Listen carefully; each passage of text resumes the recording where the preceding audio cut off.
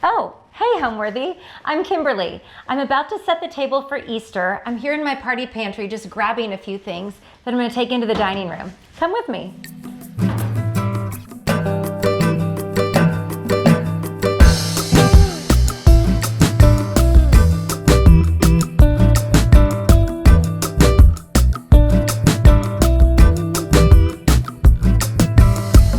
You're watching Homeworthy, where we believe every home has a story. Before today's episode, click the join button below to support all of the storytelling we do on this channel. Our growing community of members help to directly fund more videos so we can capture these extraordinary homes from around the world. So join today to receive early and exclusive access to new Homeworthy videos. Hi, I'm Kimberly Schlegel Whitman, and I'm an author and lifestyle expert. I live in Dallas, Texas, and welcome to my home. I'm glad to have you here. I'm excited to tell you all about some of my favorite Easter traditions. In my most recent book, A Loving Table, we featured 34 women and all of their favorite family traditions, all of the things that they learned from their mothers, their grandmothers, aunts, women in their lives.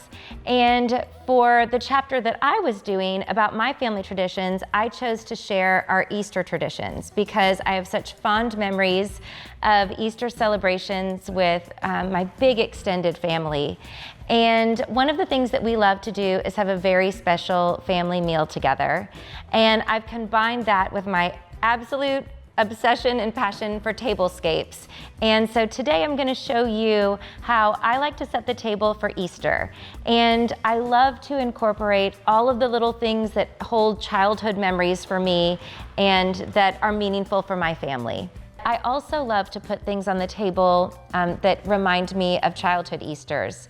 So little things like sugar diorama eggs and little hand-painted eggs with our names on them that I sometimes use as place cards.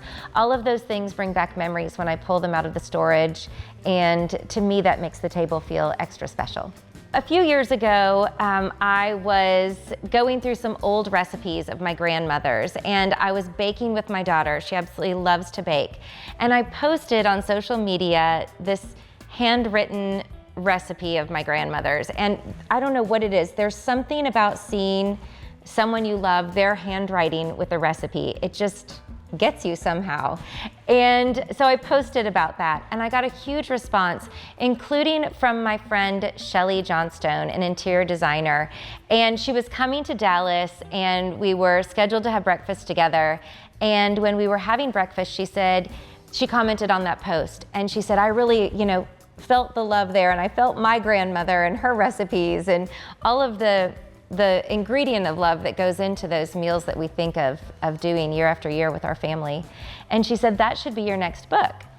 And I said to her that I loved the idea, but I really didn't want to do it by myself. And why didn't she do it with me? So we kind of became co-authors right there at breakfast. And instead of sharing only our own family traditions, we decided to reach out to women all over the world and compile some family traditions that would inspire the readers to either reflect on their own traditions and help them remember the things that were meaningful to them that they could revive with their own families, or to maybe find inspiration to start new traditions based on what they were reading about and seeing in the pages of the book. So we're in the dining room now. I've got the table ready to be set. So the linen is on it, it's been pressed. I have my flannel liner underneath, which is a must-have, especially with a white tablecloth. And I'm excited to set the table. We're setting for 12 for a family meal for Easter.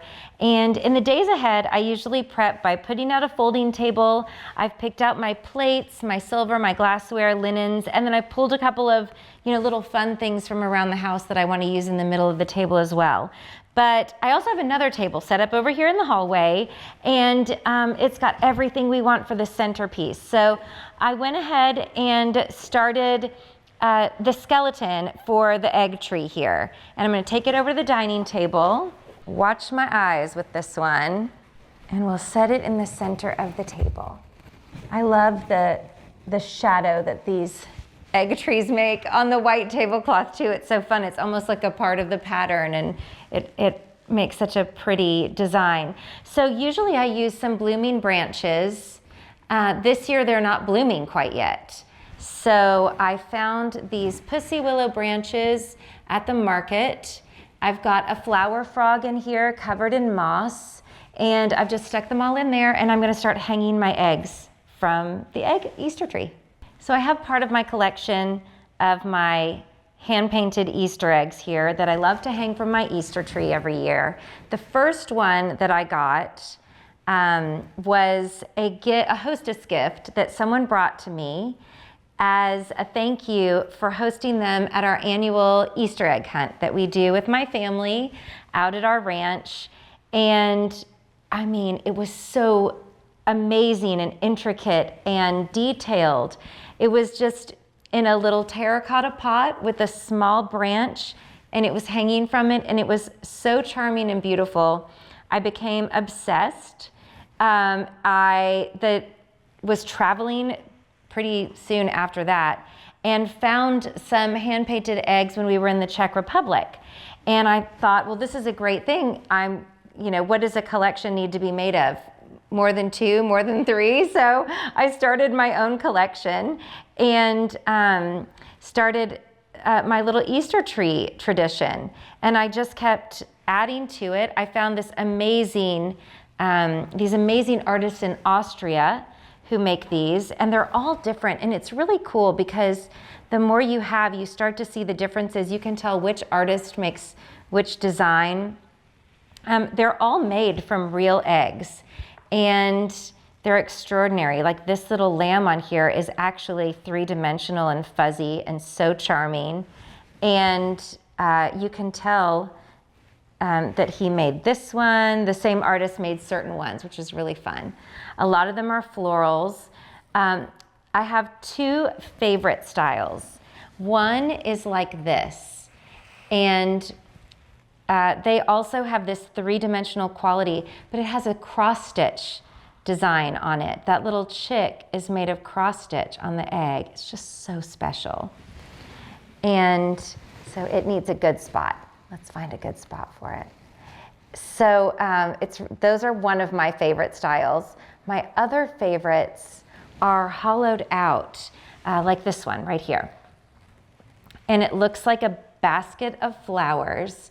And you can see the little openings in the egg. I mean, it is so fragile. It feels like it's about to crack just as I turn it around like that. But that one's fun too because it has some glitter. But just being able to admire the craftsmanship on it and enjoy the beauty of them on the tree is so much fun. And it's such a unique centerpiece for an Easter table. We've had lots of egg casualties, which is really sad. But you just, if you don't use them, if you're so scared of breaking things, whether it's china or your eggs like this, if they sit in the attic packed away or in the cabinet packed away, then you'll never get to enjoy the beauty of it. So as sad as it is when you have a casualty, it's worth the risk because we get to enjoy them every year.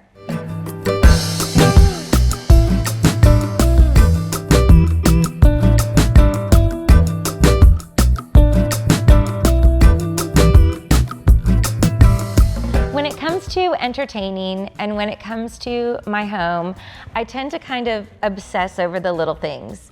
And I really, really love for things to be meaningful and not only decorative.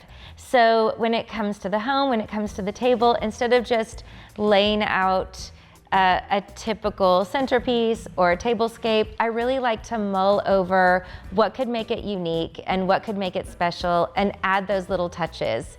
And it's those things that I think make guests in your home feel extra special and feel like you've put thought into their arrival and you're excited to have them. Those are the things that I think really set apart a special table. So the centerpiece is in place, and the next step is the placemats. I have these charming little wooden bunnies that we've used for a few years now that make both the children and the adults smile. They're so cute. these little wooden bunny placemats are so charming and cute. They come from my online store, Trunk Curated, and they're a great little base, especially when you have a lot going on, to kind of ground each of the place settings. They come in white and blue, and of course in this sweet baby pink color. And they're adorable for Easter. They're cute also for, you know, a little baby shower or a little girl's birthday party or something too. They're fantastic, and they wipe clean, which is also really nice when you have a big group. I love every holiday, and of course, Christmas is way, way, way, way up there, but Easter is just really one of my favorites. I mean, I love everything about it. I love the egg hunt element and the children kind of going nuts and racing for eggs and finding joy in that. And we always start our egg hunt with someone special to us reading the Easter story, the true Easter biblical story. So the children have a little reminder before they go run and go crazy that, you know, we're really there to celebrate something more meaningful than just finding the golden egg. Although the golden egg part is fun too. So I'm going to start setting the plates. And I'm using a pattern here by Waterford that has been around for a very long time. I just find it really like sweet and whimsical and charming. It's new to me. This is my first time to use it. I've been eyeing vintage sets for years, but I've never won any of the bids that I've placed on them at auction or managed to find any fast enough at estate sales. They're always sold by the time I find them. But I just added Waterford to my online shop and made a little personal purchase once I saw these and found them. I just love them. I'm also really excited to use these plates because they're dishwasher safe, which is great when you have a big crowd. My mother usually likes to contribute to the cooking at Easter, but she only likes to cook 2 meals a year, Christmas and Easter, for the family. So we eat the same things that she had with her family growing up. So maybe because we never really vary the menu, I have really, really strong memories attached to the Easter menu and the Christmas menu. But we always, I always try to be the first in our family's buffet line to get to my mother's amazing sweet potatoes that she makes in a skillet with more brown sugar and butter than you can imagine. But I let myself have them because we're only doing it twice a year. But they're so delicious, and it's just really, really fun to have the scents and the flavors and all of that going while you're with your family on those special occasions, and just makes it all feel special. Every time I set the table, and I set the table a lot, I still have to use my little tricks. And I had to think BMW when I put the bread plate down. So the bread plate goes on the left because you go in order: BMW, bread, meal, water. Another little trick I have that I've taught my children too, so that they can be helpful when they're setting the table, is that the fork goes on the left and the knife and spoon go on the right. To remember it, you remember that fork has 4 letters in it, F-O-R-K, and left has 4 letters in it, L-E-F-T. Knife has 5 letters, spoon has 5 letters, and so does R-I-G-H-T. This flatware I love, and I ordered it in a large quantity for when I have events that are bigger, maybe a cocktail buffet or something like that, because it's not very expensive, the price is right, and it's dishwasher safe. It has the look of that spectacular Tiffany Audubon, but it's called Japanese Bird. I really wanted to have a pattern that was easy to wash, that I could have more than my typical 12 of, because when we have larger groups, it's nice to have all the same pattern.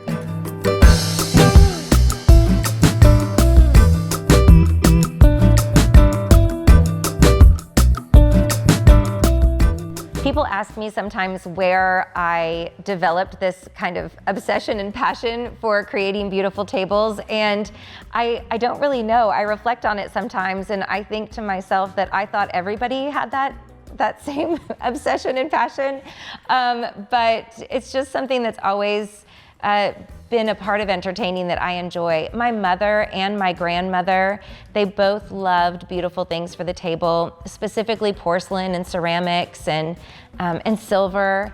And so I grew up just seeing those things used often and being enjoyed. And my parents and grandparents loved to entertain so much too.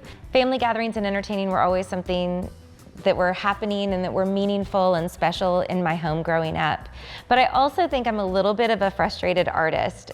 I wish I was a better painter. I wish I could, draw things in a more beautiful way. And so for some reason, the table has become a bit of a blank canvas for me. And it's something where I feel I can create and add color and kind of my brush strokes are the different things that I add to the table, and it's kind of hard to mess it up. So I think as long as you're being thoughtful and having fun and trying new things and creating a beautiful table, you're kind of being artistic. As helpful as those little tips are with the rules of what goes on the left and the right and so on, it makes me sad when I hear people say that they don't really like to set the table or they're worried about messing it up because they're so afraid of breaking the rules. Or they're intimidated at a fancy restaurant and they don't know what piece of flatware to pick up. But the truth is that those rules of etiquette are there to make us feel better. And I think today anything goes. So whatever you think makes your table look the best or will make your guests feel the most comfortable and confident or works for the food that you're serving, I think that's what you should do and not get too hung up on all of the traditional rules of etiquette. So I love playing with table settings, and it's such a fun creative outlet for me. And I always start, of course, with the occasion, but then when I think about the menu and what we're going to be eating, that kind of guides what I choose for the table. So it's so important to, if you're not serving a salad, then don't put the salad plate out, or the salad fork. If you're serving soup, you want to select a pattern that you have a soup bowl in, or that a soup bowl that you have will mix and match with. So a lot of times I start with just kind of getting a grasp on what we'll be eating and then picking the rest of the selections from there. But sometimes I'll just get so excited about a certain vase or container that I want to use in the centerpiece, or a certain flower that's going to be in season that I really want to do something with, and I'll let that inspire me. So the inspiration always comes from different places, and but of course the menu dictates what you need to have out. If you're not serving bread, you don't need a bread plate.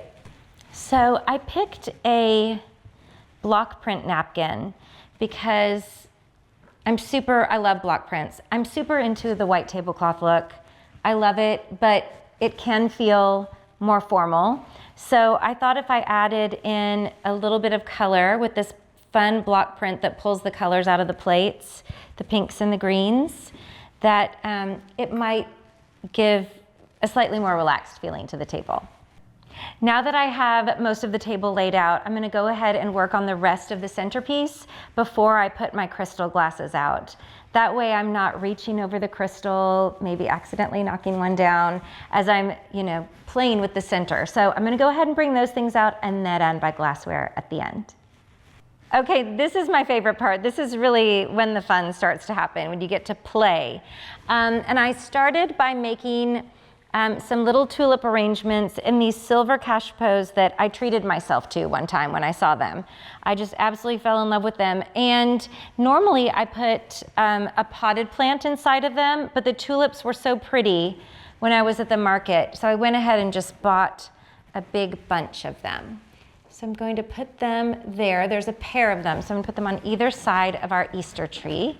I had to use a little bit of coated chicken wire inside because the tulips, you know, they're a little tricky. They didn't want to stay exactly where I had them. So I just bunched up some chicken wire that was coated and into a little ball and put it inside of here to give the tulips something to grip to when I put them inside. And then I've also made some little nests on these beautiful Bourg-Joly faience cake stands to hold 2 of my favorite sugar diorama eggs. So the basket that we made the egg tree in is also Bourg-Joly. So I like that I'm kind of like balancing it out, the silver and the faience. Sugar diorama eggs are so charming and so sweet. The ones that I have here are like very extra, very fancy. These are made by an artist. Her name is Dawn, and you can find her at Sugarscape Eggs. And every year I add to my collection from her.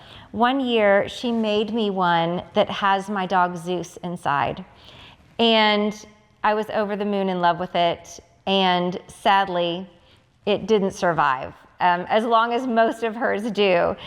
So I ordered another one. I have another one coming this year. And then I'm also going to surprise our children.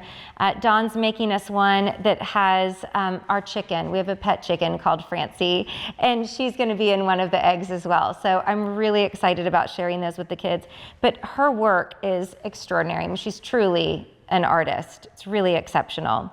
I remember having this kind when I was young, you know, a little, still as charming, just as sweet. Sometimes they would have our names on them and icing, but, you know, lovely, but Dawn's are really special, very elevated.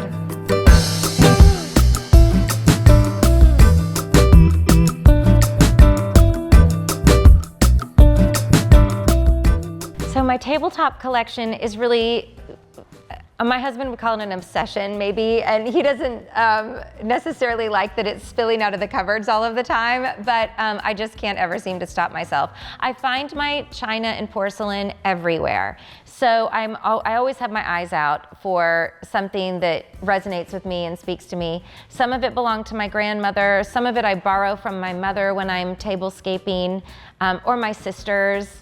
And we do like to share, which is really fun, and pass it around so we can all get use out of different patterns. But I look at auction, I look at estate sales, I look online, I look in local boutiques, and I actually have an online tabletop shop called Trunk Curated, where we do trunk shows that I've curated by Tablescape or by Extraordinary Brand. And it's a really, really fun way for me to take these brands that I love and kind of answer the question about how you would use it and what you might use it with, and feature it on the site, and then share it with friends, family, followers on social media. And it's so joyful for me to see someone else take a little bit of an idea that I might have shared on Trunk Curated and make their whole family celebration come to life. I'm putting out these little cabbageware. They're terrines, but they're so sweet. These mean so much to me. My father found these for me in a little antique store when he was traveling, and put them under the Christmas tree for me one year. I just love them. So every year for place cards, we use these really charming little ceramic eggs that are made in Dallas, actually, by a local company called Camille's Creations. And everybody gets their name and the year on here, and they're always unique. So we use these as the place cards. Everyone gets to take them home and pull them out every year and decorate with them. We don't have this year's yet, so I'm just going to use these as decorations in the middle of the table, kind of as little memories of years past. I'm going to mix them in a little vignette with the little cabbage terrines that I put out, and maybe even stick some little heron eggs or bunnies nearby them. All right, let's see how that looks.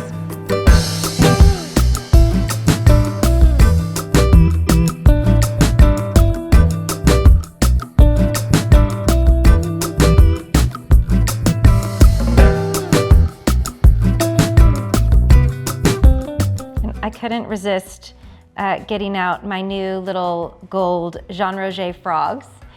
I'm gonna use them as salt cellars this time and put them on the table. I have 6, so instead of being individual salt cellars today, they will be for pairs. So those 2 can share.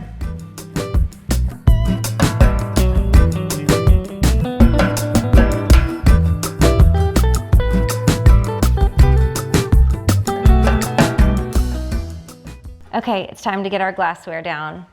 And I always like to pull out the best on the holidays. And I may or may not take these away at the seats that the children have. We'll see how they're behaving that day. But these are from Saint Louis Crystal. They were a wedding present, so it always means a lot to have them brought out. And these are by Mosier, one of my favorites. They're so light and so delicate and really great for daytime. I love it because they're not big, so you can just have a little bit of wine in there, and then I'm gonna serve my water in these today.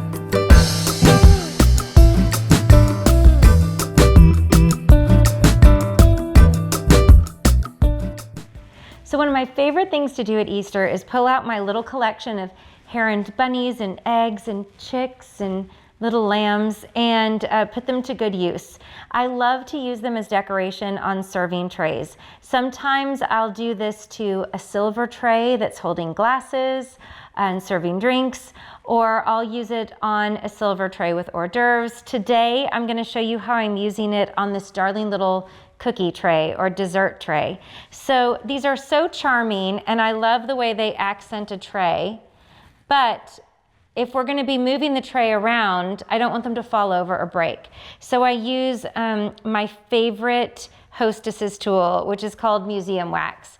And it's fantastic because it cannot harm any of your things, but you just scoop a little bit of this. It's like waxy. It kind of feels like dried glue, kind of has a putty feeling. You don't need very much, so I'll just make a little bit. I'm gonna put it on the bottom of my little heron egg here and then stick it on the tray where I want it to be. So you just shape it like you want it, attach it to your figurine or whatever you're attaching, and then put a little pressure on it to attach it to the tray. That way you can pick it up and show it off. In this case, we're showing off these gorgeous cookies, and we let our sweet little bunny and eggs be the embellishment on the tray. A few years ago, I decided that I wanted to take my flower arranging to the next level. And so I went to Paris and I went to the Catherine Mueller Flower School. And it was an extraordinary week, one of the best of my life.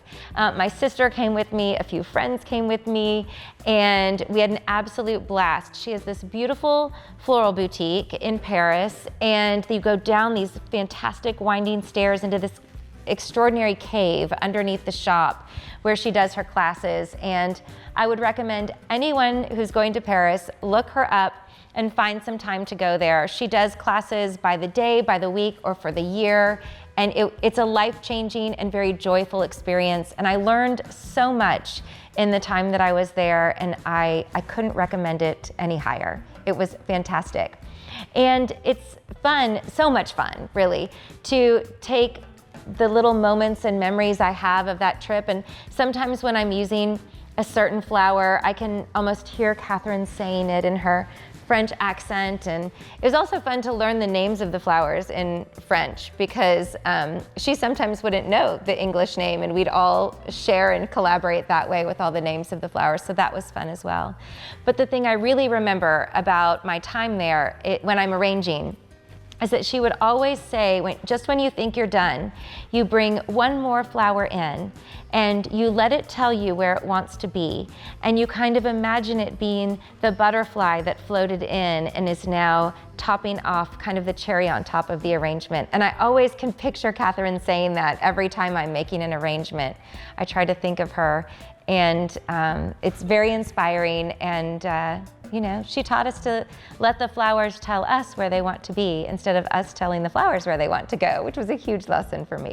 So setting the table for friends and family is definitely my love language, for sure. It's the way that I like to show the people that are sitting around my table that I am excited to have them there, that I've taken joy in preparing for them to come, and that I'm looking forward to sitting around and creating memories with them around the table. I also find it like my daughter's way of showing me love, in a sense, when she participates with me. It just like fills my heart like nothing else when she takes interest in making the flower arrangements and setting the table with me. And it just, I mean, with my kids, we always use this phrase about filling each other's buckets. And when you fill someone else's bucket, it fills yours too. And I feel like that's what happens when we set the table together as a family. It just, I don't know, it's so heartwarming. And I don't know, it's my little way of just preparing the space and making it special so that we can sit down, have meaningful conversations and great times together over a great meal.